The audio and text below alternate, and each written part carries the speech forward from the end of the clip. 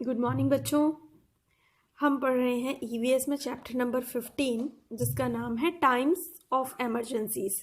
ठीक है, तो एमरजेंसी का मतलब क्या होता है? आपदाएं या आपातकाल। इंग्लिश में इसको डिजास्टर्स भी बोलते हैं। तो बहुत सारी आपदाएं जो कि कुछ मैनमेड होती हैं और कुछ नेचुरल होती हैं, हमने पढ़ ली हैं ऑलरेडी। और आज हम कुछ और पढ़ेंगे जिसमें से सबसे पहले आती है लाइटनिंग। लाइटिंग और लाइटनिंग ये दोनों अलग वर्ड हैं। देखिए, लाइटिंग जो होती है LIGHTING, ठीक, लाइटिंग। अगर आप लाइट जला देते हैं तो हो जाती है लाइटिंग, मतलब रोशनी। बट ऑन द कंट्रेरी ये हमारा जो वर्ड है ये क्या है? लाइटनिंग है। तो स्पेलिंग आप गलत मत लिखिएगा, LIGHTNING। ये जो आप देख रहे हैं आसमान की पिक्चर है और इसमें बिजली कड़क रही है, तो ये बिजली कड़कना कहलाती है लाइटनिंग। ठीक, अगर आप अपने कमरे में रोशनी कर देते हैं तो वो लाइटिंग है, और अगर इस तरह से बिजली कड़कती है तो वो लाइटनिंग है। ठीक है, lightning can also destroy houses and other buildings. अब बात यह है कि बिजली कड़कना तो हमने देख लिया, अब ये बिजली कड़कना हम डिजास्टर में क्यों पढ़ रहे हैं?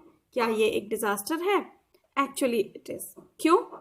क्योंकि ये क्या करता है, जब ये बहुत तेज बिजली कड़कती है तो कहीं कहीं आपने सुना होगा कि बिजली गिर जाती है ना, कि वहां पर बिजली गिर गई। सुबह सुबह खबरों में आता है कि रात में बिजली गिरने से रात में 2 घरों के ऊपर बिजली गिर गई और बिजली गिरने से उसमें रहने वाले लोगों की डेथ हो गई, मृत्यु हो गई। तो लाइटनिंग क्या करती है? लाइटनिंग घरों को तबाह कर देती है। तो lightning can also destroy houses. Lightning क्या करती है? घरों को डिस्ट्रॉय करती है, एंड अदर बिल्डिंग्स, और जो दूसरी इमारतें होती हैं उनको भी डिस्ट्रॉय करती है। ठीक, lightning is caused when electric charge passes between a cloud and either the surface of the earth, another cloud, or an object in or near a cloud like an aeroplane। समझिए इस चीज को। Lightning is caused, lightning होती है तो बिजली कब कड़कती है? व्हेन इलेक्ट्रिक चार्ज, जब इलेक्ट्रिक चार्ज, अब ये इलेक्ट्रिक चार्ज समझना थोड़ा सा मुश्किल है तो आप इसे करंट समझ लीजिए। ठीक है, तो जब कोई इलेक्ट्रिक चार्ज या करंट पास होता है बिटवीन, किसके बीच में? A cloud and either the surface of the earth. यानी कि जब पास होता है, करंट पास होता है, बिजली पास होती है, कब?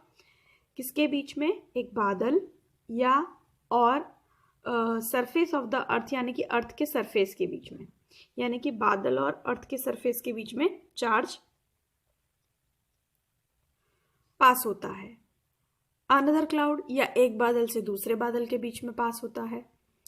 और एन ऑब्जेक्ट इन और नियर अ क्लाउड, या फिर बादल के पास अगर कोई दूसरा ऑब्जेक्ट है, जैसे कि एरोप्लेन है, बादल के पास से गुजरता है, अगर वहां तक चार्ज फ्लो हो जाता है, पास हो जाता है, जैसे कि एरोप्लेन है, तो ऐसी स्थिति में बिजली जो है वो कड़कती है।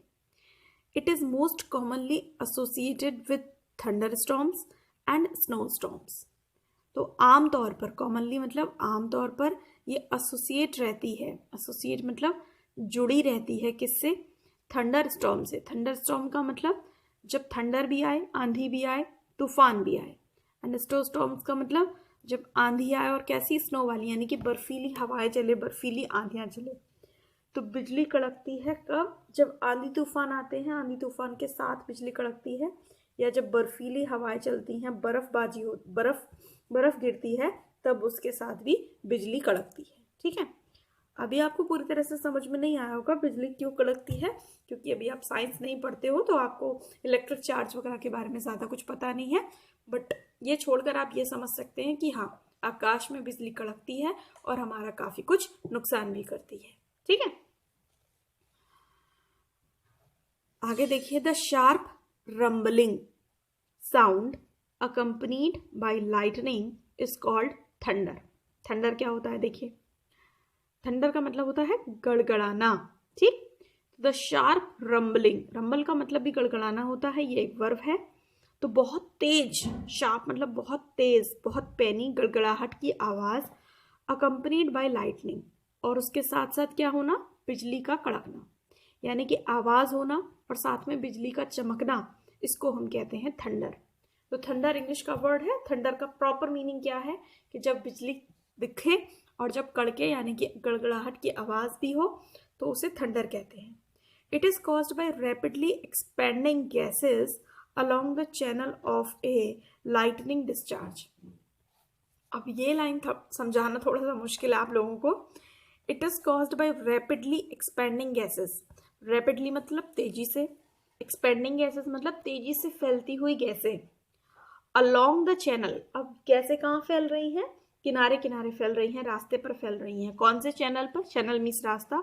ऑफ ए लाइटनिंग डिस्चार्ज, एक चमचमाता हुआ इलेक्ट्रिक चार्ज, ठीक है, एक चमचमाता हुआ इलेक्ट्रिक चार्ज जो है वो चल रहा है और उसके साथ साथ क्या हो रहा है? उसके साथ साथ गैसेस जो है वो फैल रही हैं और वो चमक रही हैं। उसी चीज को हम क्या कहते हैं? उसी चीज को हम बिजली कहते हैं। नहीं समझ में आ रही है लाइन? छोड़ दीजिए, कोई दिक्कत नहीं है। आगे देखिए, direct lightning can affect houses and buildings by damaging roofing materials, chimneys, heating or air conditioning units placed outside a building, or even fires by igniting wooden frames of buildings or flammable liquid। सोच रहे होंगे आप सब कुछ इतना difficult लिखा हुआ है, कैसे समझें? बट धीरे धीरे धीरे धीरे आप समझने की कोशिश करें।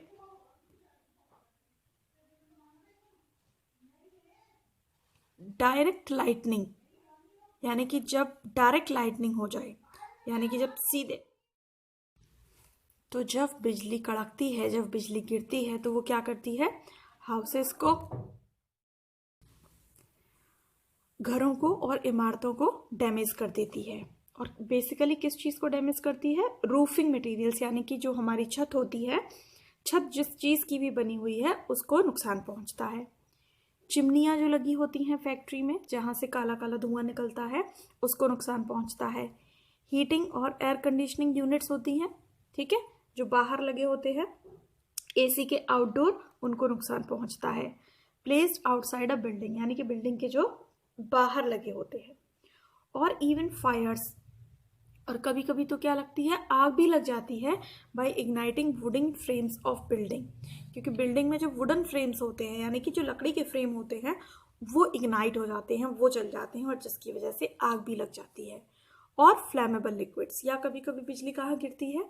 ऐसे लिक्विड्स में गिर जाती है जैसे कि पेट्रोल है, डीजल है, मिट्टी का तेल है, जो फ्लैमेबल होते हैं। फ्लैमेबल मतलब ज्वलनशील होते हैं, जल्दी से आग पकड़ लेते हैं, ठीक। तो जैसे ही बिजली गिरी और इन लिक्विड्स के आसपास गिरी तो इन्होंने भी आग पकड़ ली, तो चारों तरफ कभी कभी आग भी लग जाती है। पूरे पूरे खेत भी जल जाते हैं, फसलें भी जल जाती हैं, जंगल जल जाते हैं। Natural disasters keep happening all over the world. अब ये लाइटनिंग वाला टॉपिक क्लियर है।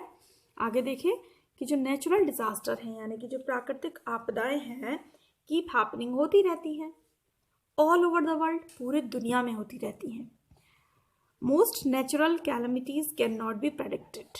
अच्छा, दूसरी बात क्या है कि ज़्यादातर जो नेचुरल कैलमिटीज हैं यानी कि जो प्राकृतिक संकट हैं, प्राकृतिक जो आपदाएं हैं, कैन नॉट बी प्रेडिक्टेड, इनको प्रेडिक्ट नहीं कर सकते हैं। प्रेडिक्ट करने का मतलब इनकी भविष्यवाणी नहीं कर सकते, इनके बारे में पहले से बताया नहीं जा सकता कि आप लोग इंतज़ाम कर लें, ऐसा होने वाला है, बिजली गिरने वाली है या सूखा आने वाला है या बाढ़ आने वाली है, प्रेडिक्ट नहीं कर सकते। But preparedness and quick response can reduce the loss of life, property and suffering. लेकिन अगर हर साल हमको इस तरीके की संकटों का, इस तरीके की मुसीबतों का सामना करना ही पड़ता है, तो भले ही प्रेडिक्शंस ना हो लेकिन हम प्रिपरेशन तो कर सकते हैं, हम रिस्पॉन्स तो कर सकते हैं। तो क्या हुआ है, एक टीम बना दी जाती है दुनिया में, देश में, अलग अलग देश अपनी अपनी एक डिजास्टर मैनेजमेंट टीम बना लेते हैं, जो बेसिकली इन सब चीज़ों से डील कैसे करना है इसके लिए ट्रेंड होते हैं, ताकि कभी भी कहीं भी इस तरीके के डिजास्टर आए और वहाँ लोगों की प्रॉब्लम बढ़ जाए तो वो टीम वहाँ पहुँचा दी जाती है और वो उनकी हेल्प करती है, क्योंकि वो लोग इसलिए तैयार किए जाते हैं। तो हम अगर प्रिपेयर रहेंगे, हमारा रेस्पॉन्स अगर क्विक रहेगा, तो हम क्या कर सकते हैं, हम जीवन को जीवन को नुकसान होने से या प्रॉपर्टी के नुकसान होने से या लोगों को और सफरिंग ना हो, इससे उनको बचा सकते हैं, यानी कि उनकी परेशानी जो है वो हम कम कर सकते हैं। India often faces natural calamities like floods, drought, landslides, earthquakes and cyclones in different parts of the country. अच्छा, भारत के बारे में हम ये जानकर खुश होते हैं कि हमारे देश में सब कुछ है।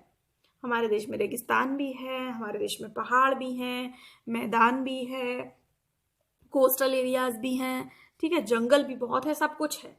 लेकिन इस सब कुछ से क्या होता है कि अलग अलग स्थानों पर जो नेचुरल कैलामिटीज आती हैं, तो हमारे इंडिया में चूंकि हमारे पास हर तरीके की जगह है, इसीलिए हर तरीके की कैलामिटीज भी आती हैं। तो हमारे देश में बाढ़ भी आती है, सूखा भी पड़ता है, लैंडस्लाइड्स भी होती हैं, अर्थक्वेक्स भी आते हैं और साइक्लोन्स भी आते हैं देश के अलग अलग भागों में। तो हमको डिजास्टर मैनेजमेंट टीम को हर प्रकार की नेचुरल कैलामिटीज के लिए क्या करना पड़ता है, एकदम रेडी रखना पड़ता है, तैयार रहना पड़ता है, और वो भी देश के डिफरेंट पार्ट्स में। Sometimes the same area suffers from the fury of floods and drought year after year. तो समटाइम्स कभी कभी द सेम एरिया, एक ही एरिया में दोनों चीज़ें आ जाती हैं, यानी कि suffers from the fury of floods and drought. Floods आ जाते हैं, बाढ़, जिसमें पानी ही पानी होता है चारों तरफ, और अगले ही साल क्या होता है, सूखा भी पड़ जाता है। ईयर आफ्टर ईयर, साल दर साल, यानी कि कुछ साल हम बाढ़ का सामना करते हैं, बाढ़ के प्रकोप से गुजरते हैं। फ्यूरी मतलब प्रकोप या बाढ़ का गुस्सा, ठीक है, या कभी कभी सूखे के गुस्से से गुजरते हैं। तो एक ही एरिया में लोग डिफरेंट टाइप की कैलामिटीज को भी फेस करते हैं, ठीक है। आगे देखिए, action plan to face disaster. अब हमारे जितने भी डिजास्टर्स थे वो सब हमने पढ़ लिए हैं। अब आता है कि अगर हमें इन डिजास्टर्स को फेस करना है तो एक्शन प्लान क्या होना चाहिए हमारे पास, है ना, किस टाइप का हम एक्शन प्लान अपने पास रखें जिससे कि इन डिजास्टर से डील करने में हमको ईजी हो जाए। देखिए, the problem can be solve through well formulated plans to provide international charitable societies immediate relief to victims of the disaster by the government, local self-help group and non-governmental organizations। Language थोड़ी सी आपके उम्र के हिसाब से और आपकी class के हिसाब से मुश्किल है, कोशिश करती हूँ समझाने की। देखिए, the problem can be solve, यानी कि हम समस्या को सुलझा सकते हैं, कैसे, थ्रू वेल फॉर्मुलेटेड प्लान्स, यानी कि हम इस तरीके की योजना बनाएं, इस तरीके का प्लान बनाएं जो बहुत अच्छी तरीके से सोच समझकर पहले ही बनाया गया हो, और उन प्लान्स के आधार पर हम इस समस्या से डील कर सकते हैं। तो well formulated plans to provide international charitable societies, तो हमें क्या प्लान बनाने हैं, हमें लोगों को प्रोवाइड कराने के लिए प्लान बनाने हैं। क्या चीज प्रोवाइड करानी है, इंटरनेशनल चैरिटेबल सोसाइटीज, ऐसी सोसाइटीज प्रोवाइड करानी है लोगों को जो इंटरनेशनल लेवल पर चैरिटी करते हो, यानी कि लोगों की मदद करते हो, उन लोगों के साथ मिलकर प्लान बनाने हैं। Immediate relief to victims of the disaster by the government, हमारी सरकार क्या करे, हमारी सरकार के द्वारा जो विक्टिम्स हैं किसके, डिजास्टर के, यानी कि जिन लोगों ने ये सब झेला है उनको तुरंत रिलीफ मिले। तुरंत रिलीफ मतलब तुरंत आराम दिया जाए। जैसे कि जब बाढ़ आ गई, ठीक है, तो सब लोग फंस गए, तो उनको तुरंत वहाँ से निकाला जाए, उनको किसी शेल्टर होम में रखा जाए, वहाँ उनके खाने, रहने, पीने, सोने के लिए व्यवस्था की जाए। तो ये होता है टेम्पोररी रिलीफ, ठीक है। उसके बाद जब फ्लड वहाँ से ख़त्म हो जाए, चली जाए, तो उनके जो मकान टूटे हुए हैं उनकी व्यवस्था की जाए, उनके जो रोज़गार उनको छिन गए हैं उसकी व्यवस्था की जाए। तो ये होते हैं आगे के relief.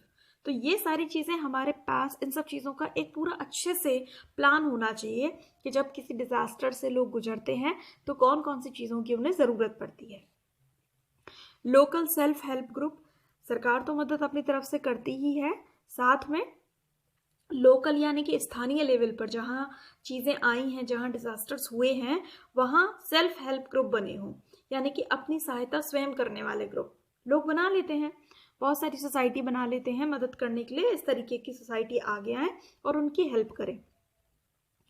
And non governmental organisations, बहुत सारे एनजीओज होते हैं, यानी कि जो जो सरकार की तरह ही काम करते हैं, लोगों की मदद के लिए, लोगों के कल्याण के लिए काम करते हैं, लेकिन वो नॉन गवर्नमेंटल होते हैं, यानी कि सरकार का उनसे कोई लेना देना नहीं होता है। तो हमारे मदद के लिए बहुत सारे लोग होते हैं। देखो, एक तो गवर्नमेंट होती है, एक हमारे शहर के खुद के ही सेल्फ हेल्प ग्रुप होते हैं, संस्थाएं होती हैं, और कुछ एनजीओज होते हैं जो बेसिकली इसी काम के लिए डिज़ाइन किए गए होते हैं कि जब किसी व्यक्ति को इमरजेंसी में हेल्प करने की ज़रूरत पड़े तो वो एनजीओज उनको हेल्प करते हैं। अच्छा, एनजीओज के पास फंड जो है वो कहाँ से आता है ये सब काम करने के लिए? वो फंड जो है वो डोनेशन से इकट्ठा करते हैं। बड़े बड़े शहर के लोग होते हैं, जो पैसे वाले लोग होते हैं, वो उन एनजीओज को डोनेशन देते हैं, और फिर उन डोनेशंस की हेल्प से एनजीओ गरीब लोगों की या ज़रूरतमंद लोगों की या नीडी पर्सनस की हेल्प करते हैं। ठीक है, तो इस तरह से हमारे पास एक पूरा एक्शन प्लान होना चाहिए कि जब कोई इमरजेंसी आती है तो हम क्या करें। आगे देखिए, the international red cross society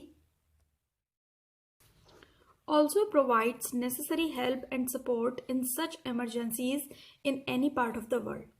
अब जिस तरह से लोकल लेवल पर हमारी मदद करने के लिए संस्थाएं बनी होती हैं, उसी तरह से इंटरनेशनल लेवल पर भी मदद करने के लिए संस्थाएं बनी होती हैं, और उसमें से ही एक बहुत ही फेमस संस्था का नाम है इंटरनेशनल रेड क्रॉस सोसाइटी। याद कर लीजिए आप, ये एक इंटरनेशनल ऑर्गेनाइजेशन है डिजास्टर में या इमरजेंसी में हमारी मदद करने के लिए। तो ऑल्सो प्रोवाइड्स, ये भी प्रोवाइड कराती है क्या? नेसेसरी हेल्प एंड सपोर्ट, जितनी हेल्प और जितना सपोर्ट हमें चाहिए वो ये हमें दिलाती है in any part of the world, दुनिया के किसी भी पार्ट में। ऐसा नहीं है कि अमेरिका के लिए है या फिर लंदन के लिए है, दुनिया के किसी भी पार्ट में, चाहे छोटी कंट्री हो चाहे बड़ी कंट्री हो, अगर इमरजेंसी आई है, अगर प्रॉब्लम आई है, तो ये हमारी वहाँ पर मदद करते हैं। अच्छा, last but not the least important चीज क्या है? Media. The media plays an important role by drawing the attention of the public, who not only provide financial help but are also volunteers. सबसे ज़रूरी चीज़ होती है मीडिया, यानी कि television. Television में जो न्यूज़ चैनल्स होते हैं बेसिकली वो, और जो हमारे रिपोर्टर्स हैं, जो प्रिंट मीडिया है, इलेक्ट्रॉनिक मीडिया है, दोनों ही तरीके की मीडिया इम्पॉर्टेंट रोल प्ले करती है। किस लिए? कि अगर कहीं पर इमरजेंसी आई है तो हमको घर बैठकर अटेंशन दे देती है, यानी कि हमको घर बैठकर इस चीज़ के बारे में ध्यान दिला देती है कि वहाँ वहाँ ऐसा ऐसा हुआ है, जिससे कि हम, अगर हम डायरेक्टली हेल्प नहीं करते हैं तो हम इनडायरेक्टली उनकी हेल्प कर देते हैं, यहाँ से बैठकर उनके अकाउंट में पैसा पहुँचाकर, यानी कि हम उन्हें जो आर्थिक मदद होती है वो हम दे सकते हैं, ताकि हम उनकी पैसे से हेल्प कर सकें। तो who not only provide financial help, तो ये सारे लोग मिलकर उनको आर्थिक मदद देते हैं, लेकिन वॉलंटियर्स की भी कभी कभी मदद होती है। जैसे कि मैं यहाँ हूँ और मैंने न्यूज़ पे सुना कि उड़ीसा में बहुत बाढ़ आई हुई है और बहुत सारे लोग बाढ़ में फंसे हुए हैं, और वहाँ लोगों की हेल्प करने के लिए कुछ और लोग चाहिए। अब मैं अपने आप को अगर मानती हूँ कि मैं सोसाइटी के लिए एक रिस्पॉन्सिबल सिटीजन हूँ और मेरा मन करता है इस तरीके का काम करने का, तो मैं डायरेक्ट उड़ीसा जा सकती हूँ और वहाँ पर एज अ वॉलंटियर ज्वाइन कर सकती हूँ उन सारे लोगों को और उनकी हेल्प कर सकती हूँ। इसके बदले मुझे कोई पैसा नहीं मिलेगा, इसके बदले मुझे कोई प्रसिद्धि नहीं मिलेगी, लेकिन ये मेरी अपनी चॉइस है कि मुझे वॉलंटियर यानी कि स्वयं सेवक बनकर काम करना अच्छा लगता है। तो इस तरह से हम व्यक्तिगत रूप से भी मदद कर सकते हैं, ठीक है, और हम फाइनेंशियली भी किसी की मदद कर सकते हैं ऐसी किसी सिचुएशन में। In times of emergency all sorts of help is required. अच्छा, जब कोई इमरजेंसी आती है तो हर प्रकार की मदद चाहिए, खाना चाहिए, रहना चाहिए, पानी चाहिए, दवा चाहिए, सब कुछ चाहिए, क्योंकि उस आदमी के पास जो ऐसी किसी स्थिति में फंस गया है, आप सोच कर देखिए, कुछ भी नहीं रहता है, ना उसके पास घर है, ना उसके पास फैमिली है, छोटे छोटे बच्चे हैं जो अपने माँ बाप से अलग हो गए हैं, रो रहे हैं, परेशान हैं, और कितने सारे एनिमल्स हैं बेचारे, उनका तो वैसे भी कोई नहीं होता है, सब कुछ खराब हो जाता है, तबाह हो जाता है। तो जितनी तरीके की मदद हो पाए उतनी तरीके की मदद हमें ज़रूरत पड़ जाती है। जैसे कि अभी कोरोना में सब लोगों ने मदद के हाथ बढ़ाए, बहुत सारे लोगों ने पैसे दिए, बहुत सारे लोगों ने खाना बांटा, बहुत सारे लोग खुद खड़े हो गए, ऐसा चलता है, इसी से हमारी सोसाइटी अच्छी बनती है। तो देखो क्या क्या चाहिए होते हैं, टेंट्स चाहिए, है ना, लोगों को टेंट्स में रखना पड़ता है, क्लोथ्स चाहिए, उनके पास कपड़े नहीं होते, खाना चाहिए, दवाइयाँ चाहिए, इन सारी चीज़ों की ज़रूरत किसी भी इमरजेंसी में पड़ती है। But it is best to donate cash, लेकिन वो क्या कह रहा है कि कैश को डोनेट करना, यानी कि पैसा देना डायरेक्ट जो है वो सबसे अच्छा होता है, इसलिए कि जिसको जो चाहिए वो उस पैसे से खरीदा जा सकता है। Because it allows disaster relief experts to get what is needed in that disaster situation. क्योंकि इससे क्या होता है कि अगर आप कैश दे देते हो तो जो डिजास्टर रिलीफ एक्सपर्ट्स हैं, यानी कि जो डिजास्टर में मदद देने वाले एक्सपर्ट्स हैं, वो उस पैसे से कुछ भी ऐसी कोई ज़रूरत की चीज़ खरीद सकते हैं जो पर्टिकुलर उसी डिजास्टर सिचुएशन में ज़रूरी हो। A lot of help can be provided by the local people in any type of emergency if they are prepared. तो बहुत सारी मदद कैन बी प्रोवाइडेड, दी जा सकती है किसके द्वारा? वहाँ रहने वाले लोगों के द्वारा जो कि फ्लड के विक्टिम नहीं बने हैं, इमरजेंसी उनको नहीं टच कर पाई है। क्योंकि दो तरीके के एरिया होते हैं ना, जैसे एक हमारा इंटीरियर साइड होता है, एक्सटीरियर साइड होता है शहरों के अंदर। अब मान लीजिए जो समुद्र के पास वाली जगह है, जो एक्सटीरियर है, वहां पर तो लोगों को बाढ़ का सामना करना पड़ रहा है, और जो अंदर की तरफ लोग रह रहे हैं उनको इस चीज़ का सामना नहीं करना पड़ रहा। तो वो लोग तो सही हैं, तो वो लोग कहलाएंगे लोकल पीपल, और उनको आगे आना चाहिए बाकी जो लोग उनके शहर के हैं उनकी मदद करने के लिए। लेकिन ऐसा कब हो पाएगा? जब हम प्रिपेयर होंगे, जब हमारी तैयारी होगी, ठीक है, इस तरीके की सिचुएशन से डील करने के लिए। तैयारी की ऐसी ऑन पेपर तैयारी भी चाहिए और मेंटली तैयारी भी चाहिए। अगर हम बच्चों को बचपन से ही इन सब चीज़ों के बारे में सिखाते हुए बड़ा करेंगे तो उनको इस तरीके की सिचुएशन में किसी की हेल्प करने में ज़्यादा सोचना नहीं पड़ेगा। ठीक, अगली चीज़ है फर्स्ट एड। फर्स्ट एड का मतलब तो आप सब लोग जानते ही हो, प्राथमिक सहायता। कि जब कोई इमरजेंसी आती है तो सबसे पहले ज़रूरत होती है कि अगर उसको मेडिकली कोई प्रॉब्लम हो गई है तो हम उसको before taking him to the hospital हमको फर्स्ट एड देना चाहिए। First aid is the basic medical treatment given to a injured और sick person in any emergency. First aid क्या है? एक बेसिक मेडिकल ट्रीटमेंट है, बड़ा नॉर्मल सा मेडिकल ट्रीटमेंट है जो कि किसी इंजर्ड यानी कि घायल और बीमार आदमी को दिया जाता है। कब? इमरजेंसी में दिया जाता है। A first aid box should always be kept ready to meet an emergency. तो जब भी कोई इमरजेंसी आती है तो उससे निपटने के लिए फर्स्ट एड बॉक्स हमारे पास होना चाहिए। हम बाइक चलाते हैं तो बाइक में भी होना चाहिए, गाड़ी चलाते हैं तो गाड़ी में भी होना चाहिए, हम कहीं बाहर घूमने जाते हैं तो हमारे पास फर्स्ट एड बॉक्स होना चाहिए। क्योंकि इंजरी कभी भी हो सकती है, एक्सीडेंट कभी भी हो सकता है, तो फर्स्ट एड बॉक्स की रिक्वायरमेंट हमें कभी भी पड़ सकती है। You can keep a first aid kit in your class too, और हमें क्लास के अंदर या स्कूल के अंदर भी एक फर्स्ट एड किट रखनी चाहिए। अ first aid box should contain these things. और फर्स्ट एड बॉक्स में क्या क्या होना चाहिए ये सब तो हम अपने जनरल नॉलेज की बुक में पढ़ चुके हैं, वैसे इनके नाम हम एक बार फिर पढ़ लेते हैं। ठीक है, मतलब नहीं बताऊंगी, ज़्यादा डीप नहीं जाऊंगी क्योंकि ये सब चीज़ें मैं आपको उसमें पढ़ा चुकी हूँ। ठीक है तो फर्स्ट एड बॉक्स में क्या होना चाहिए एक बार देख लीजिए। स्टीराइल गॉज पैड, ठीक, N adhesive tape, bandage to create slings for fractures, fever reducing and anti-inflammatory tablets, anti-diarrhea tablets, antiseptic liquid ointment, hydrogen peroxide skin disinfectants, cotton wool, and oral dehydration solution. You can add more to the list with your teacher's help. तो ये तो एक general list है, हमारे पास और भी बहुत सारी चीज़ें होती हैं फर्स्ट एड में। आप में से बहुत सारे बच्चों ने फर्स्ट एड बॉक्स बनाया भी है और बहुत सारे बच्चों के घर पर होगा भी। देखिए इसमें से कौन सी चीज़ें हैं कौन सी नहीं हैं, लेकिन सबसे पहले इनको पढ़ना सीखिए। एक बार फिर से पढ़िए मेरे साथ, चलिए बोलिए। स्टीराइल गॉज पैड, ठीक, पट्टी होती है उसको गॉज पैड बोलते हैं। एन एडिसिव टेप, पट्टी को चिपकाने के लिए टेप की ज़रूरत पड़ती है, वो एडिसिव टेप है। Bandage to create slings for fracture, fever reducing and anti inflammatory tablets, anti diarrhoea tablets, जब आपको लूज मोशन हो जाते हैं तो उसके लिए जो टैबलेट्स यूज होती हैं वो हैं anti diarrhoea tablets. Antiseptic liquid and ointment, चोट लग जाती है तो एंटीसेप्टिक लिक्विड से उसको वॉश करते हैं, वही है। हाइड्रोजन पेरोक्साइड स्किन डिसइंफेक्टेंट्स, ठीक है। कॉटन की वूल, रुई, N oral dehydration solution, ORS solution होता है जब आपको डिहाइड्रेशन हो जाता है, आपके बॉडी में अचानक से पानी की कमी हो जाती है तो आप ओरल डिहाइड्रेशन सॉल्यूशन लेते हैं। इसके अलावा बाकी बहुत सारी चीज़ें होती हैं। तो ये भी एक डिज़ास्टर मैनेजमेंट के लिए टूल है आपके पास में फर्स्ट एड, ठीक, क्योंकि इमरजेंसी कभी भी हो सकती है। फर्स्ट एड होगा तो आप अपनी हेल्प बड़े आसानी से कर लेंगे, ठीक है। तो इसी के साथ चैप्टर आपका ख़त्म होता है। चैप्टर थोड़ा सा मुश्किल था आप लोगों के लिए, लेंदी भी था, इसलिए मैं आपसे कहूँगी कि आप इस चैप्टर को इत्मीनान से अपनी तरफ से किताब खुलकर ज़रूर पढ़िए। ऐसा नहीं है कि केवल वीडियो देखना है, वीडियो के साथ बुक से भी रीडिंग करनी है। अगर आप बुक से रीडिंग नहीं करेंगे तो आपको फिर चैप्टर कुछ भी समझ में नहीं आएगा और आप बहुत जल्दी भूल जाएंगे। ठीक है, टाइम बहुत कम है, जितने चैप्टर्स ऑलरेडी हम कर चुके हैं उनको रिवाइज करना स्टार्ट कर दीजिए। जनवरी और फरवरी 2 महीने हैं और उसके बाद आपके एग्ज़ाम्स हैं। तैयार रहिए, तैयारी करते रहिए। ठीक है, नेक्स्ट वीडियो में हम इसकी एक्सरसाइज लेंगे। Till then keep watching my videos. Bye bye.